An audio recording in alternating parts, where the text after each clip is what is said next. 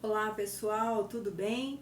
Olha, nós vamos concluir o capítulo 20. Hoje vamos falar dos versículos 11 a 15, que vai tratar sobre o juízo final, o trono branco, aquele dia que é mencionado em toda a Escritura, desde o Antigo Testamento até o Novo Testamento, o grande dia da ira de Deus, o dia do Senhor, né?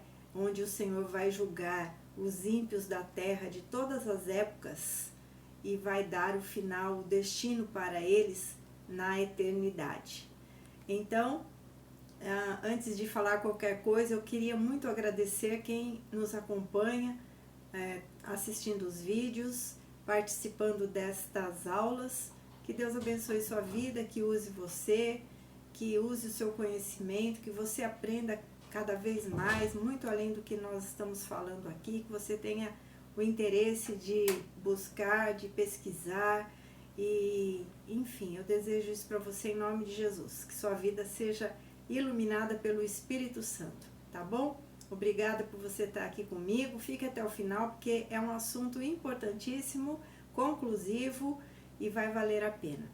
Bom, então nós vamos falar do juízo final, relembrando um pouquinho dos versículos anteriores, que está ainda neste capítulo, mas está no vídeo que nós fizemos anteriormente. Nós vemos que Satanás, quando ele é solto dos 1000 anos que ele ficou preso no abismo, ele ainda conclama uma rebelião, buscando pessoas para se unir a ele, povos que a Bíblia fala que são como a areia do mar, vão se congregar para ainda pelejarem contra Deus e contra a cidade santa, né? A cidade do Senhor. Mas ele será instantaneamente, terá sua sentença, será lançado no lago de fogo e enxofre e, enfim, ele será derrotado. Então, esta rebelião final de Satanás prepara então o caminho para este grande julgamento que é chamado do trono branco, como está no próprio texto. Então, nós estamos falando do julgamento agora de todos os ímpios da terra, porque a igreja já está com o Senhor, os redimidos já estão com o Senhor, e agora é Deus que vai julgar os ímpios. E aí nós vamos estar também falando sobre a segunda ressurreição, que é não para a vida, mas infelizmente para a morte. Nós vamos usar muitas vezes, tem versículos que fala 3, 4 vezes esta palavra no mesmo versículo, e eu vou tentar segurar um pouquinho, porque é uma palavra muito sensível. E meus vídeos estão segurados por causa de palavras. Então, mas está no texto, porque infelizmente esse texto trata sobre isso. Mas vamos tentar seguir aqui, tá bom? Vocês entendem o que eu estou falando. Então nós vamos ver aqui que Deus, ele aparece agora na cena do juízo final. Durante todo o Apocalipse, Deus está assentado no seu glorioso trono, inabalável, inatingível, trono de glória e de graça. E nós vemos que todas as ações que estão acontecendo no Apocalipse estão sendo realizadas pelos anjos. E algumas vezes nós vemos que é o próprio Jesus quem aparece, né? Pela descrição de João, que o vê, e de anjos também, e Deus está no seu trono. Então nós vemos que a sua autoridade, ela está ali antecipada, descrita nos capítulos 4 e 5, que nós já vimos sobre o trono de Deus, a glória de Deus. Vale a pena ir lá conferir novamente. Agora, ele exalta seu caráter e poder sobre o universo que ele mesmo criou, ou que ele e Jesus e o Espírito criaram. Injustiças e sofrimentos na história nunca fugiram dos olhos de Deus. E nós vamos ver pelo texto que tudo está devidamente registrado em seus livros, cada ação, cada palavra de cada pessoa, de cada época, cada decisão, cada pensamento, cada blasfêmia, tudo está registrado nos livros de Deus. E cada um vai estar agora perante o Deus Todo-Poderoso e vão prestar contas de tudo. Então vamos começar a ler o texto que diz, antes de qualquer coisa, já curte pra gente, não custa nada você dar um clique aí, me ajuda muito, tá bom? Deus abençoe você. Versículo 11 diz, e vi um grande trono branco e o que estava sentado sobre ele, de cuja presença fugiu a terra e o céu, e não se achou lugar para eles. Quando fala de sua presença, fugiu a terra e o céu, podendo significar que a criação antiga, ou seja, a terra e os céus antigos, foram destruídos para dar lugar ao novo céu e à nova terra. Então, não estão mais diante de Deus, não tem mais nada diante, somente o Senhor Deus Todo-Poderoso. Então, nós entendemos que o que é antigo desaparecerá e uma criação inteiramente nova virá à existência. Em outras palavras, nenhum espaço se achará para a antiga criação. Segundo Pedro 3, 11 a 13, ele diz, havendo, pois, de perecer todas estas coisas, que pessoas nos convencer em santo trato e piedade, aguardando e apressando-vos para a vinda do dia de Deus, em que os céus em fogo se desfarão e os elementos ardendo se fundirão, Pedro ele está fazendo uma pergunta, lembrando da vinda do dia do Senhor, que vai acontecer todas essas coisas, que este mundo que nós vemos vai se desfazer, tudo pelo fogo, como diz aqui, e os elementos ardendo se fundirão. Ele está perguntando, que pessoas nos convém ser em santo trato e piedade? Enquanto nós aguardamos, como deve ser nosso trato e a nossa piedade? Mais ou menos traduzindo o que ele está falando. E ele diz, mas nós, segundo a sua promessa, aguardamos novos céus e nova terra em que habita a justiça. Linda palavra, uma palavra para os dias de hoje, para que nós reflitamos sobre este dia que está perto de chegar. E que as pessoas não querem ouvir, não querem ver, não querem pensar neste dia, querem viver o hoje, suas vidas, da maneira como eles acham que devem viver, né? Vamos para o versículo 12 de Apocalipse 20. E vi os mortos, grandes e pequenos, que estavam diante de Deus, e abriram-se os livros, e abriu-se outro livro, que é o da vida.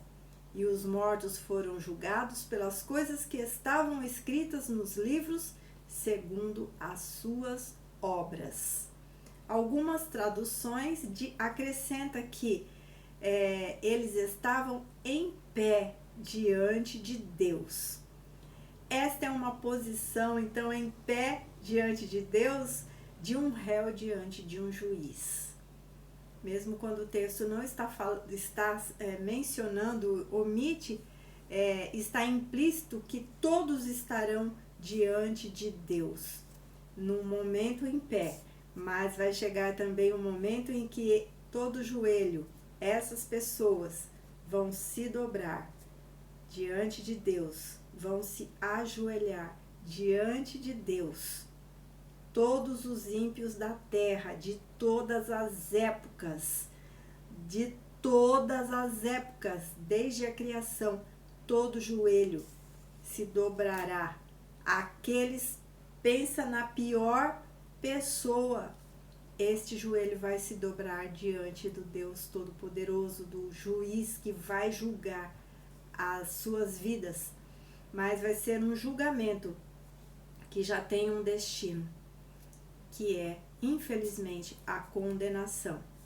E diz, e abriram-se os livros, e depois diz, e abriu-se outro livro, que é o livro da vida. O livro da vida é onde está escrito todo aquele que aceitou a Cristo enquanto estava na terra. Este livro vai ser aberto para que essas pessoas vejam que o nome delas não está escrito lá. Quando diz outros livros, esses outros livros são os livros onde estão registrados todas as obras de cada pessoa, de todas as épocas, todas as palavras, todas as ações, tudo o que fizeram estarão registrados, as suas vidas, o seu tempo de vida, o que realizaram, o que decidiram, o que pensaram, estarão descritas em livros do Senhor, que está falando aqui outros livros. Vamos para o versículo 13. E deu o mar. Aí eu vou falar, ele fala várias vezes a mesma palavra, que está se referindo aos que morreram, tá bom?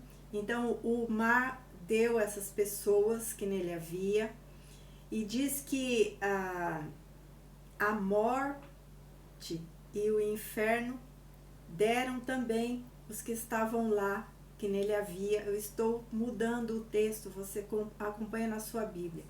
E foram julgados cada um segundo as suas obras. Versículo 13. Então, aqui nós vamos ver que os ímpios ressuscitarão e serão julgados segundo as suas obras. Está dizendo ali que o mar vai trazer até mesmo os que já estão no abismo lá, né? No Hades. Todos vão ser trazidos, vão ressuscitar para estar na presença de Deus, para que sejam julgadas as suas obras, tá? E no versículo 14 diz que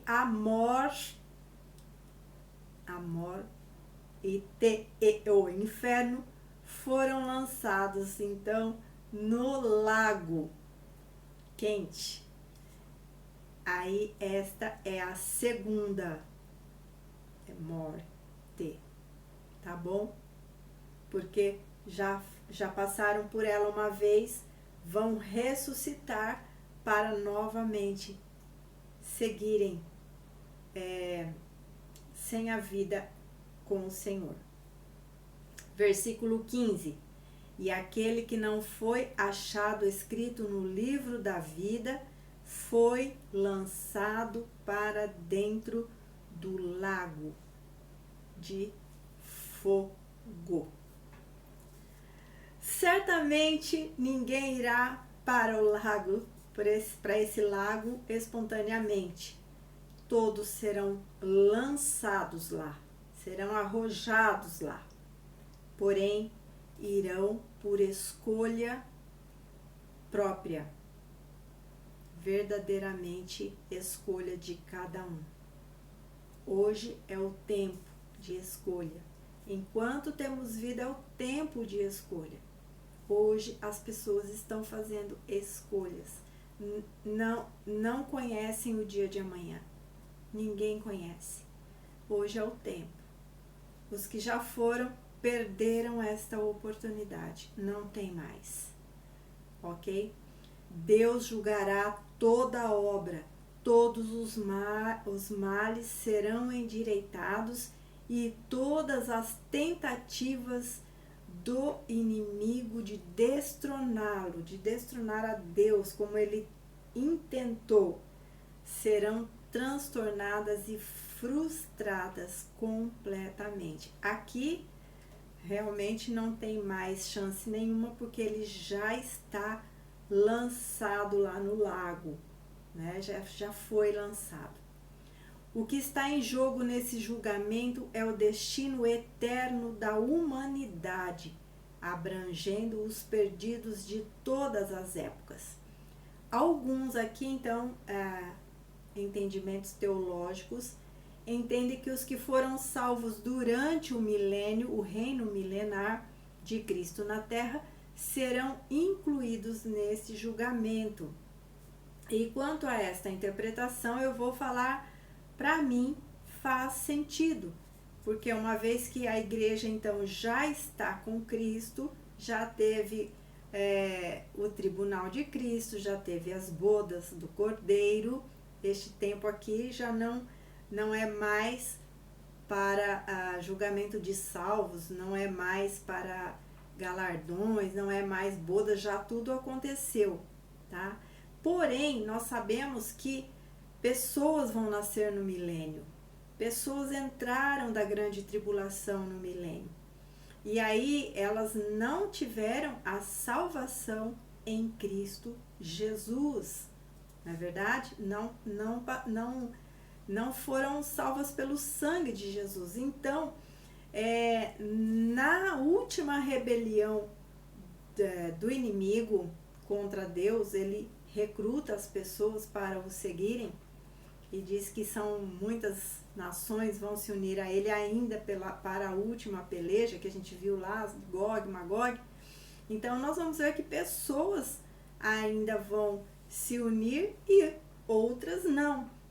Talvez pessoas que nasceram no milênio, eles então terão que ter feito uma escolha. Então, para mim, é onde faz o sentido que essas pessoas estejam aqui agora para verificar se os seus nomes foram escritos no livro da vida. Então, para mim, faz sentido isso, ok? Mas nada é conclusivo nessa questão no livro, tá bom? Os termos obras refere-se à condição do coração para as recompensas ou condenação eterna. Então veja que ainda pode haver dentre essas pessoas que vieram do milênio ter ainda os seus alguns nomes, muitos nomes escritos no livro da vida e as suas obras ali serem contadas. Mas na maioria serão as obras dos ímpios que estarão lá no livro. Vamos ver o que está escrito em Romanos 2, versículos 5 e 6. Mas segundo a tua dureza de coração impenitente, acumulas contra ti mesmo ira para o dia da ira e da revelação do justo juízo de Deus, que retribuirá cada um segundo o seu procedimento. Está na palavra. E já vou encerrar este vídeo e dando aqui várias referências, infelizmente não dá para ler todas porque é muita coisa, que fala sobre o lago, este lago de fogo, né? E que ele está descrito de várias formas na palavra.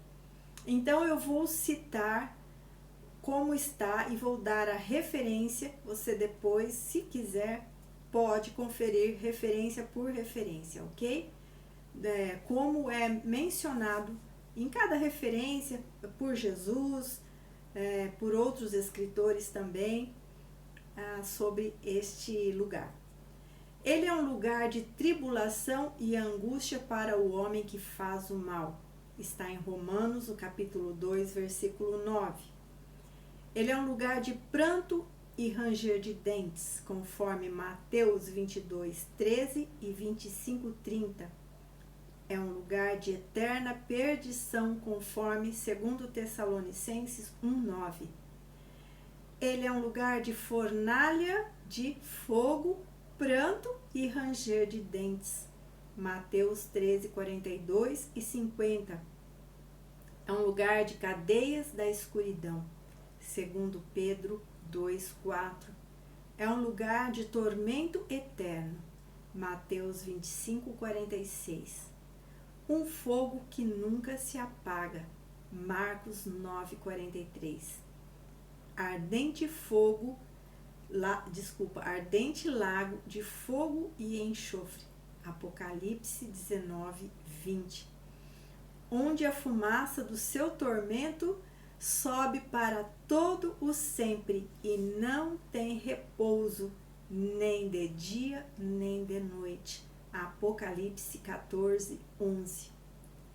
E eu vou terminar esse vídeo falando o texto de Hebreus 10, 31, que diz: horrenda coisa é cair nas mãos do Deus vivo. E teria muita coisa para falar, mas acho que o silêncio para nós refletirmos tudo isso é melhor.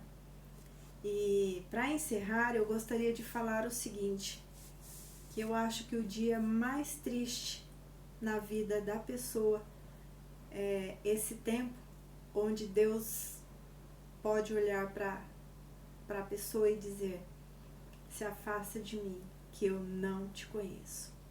Acho que esse dia vai ser lamentável. E talvez muitos que professem Deus, talvez ouvirão isso. Mas é o Senhor que julga, Ele é o juiz de todas as coisas. E neste momento aqui, Ele vai estar diante das pessoas, vai deixar o seu trono para julgar a terra. Já falei demais. Deus abençoe você e fica com Deus na paz, em nome de Jesus.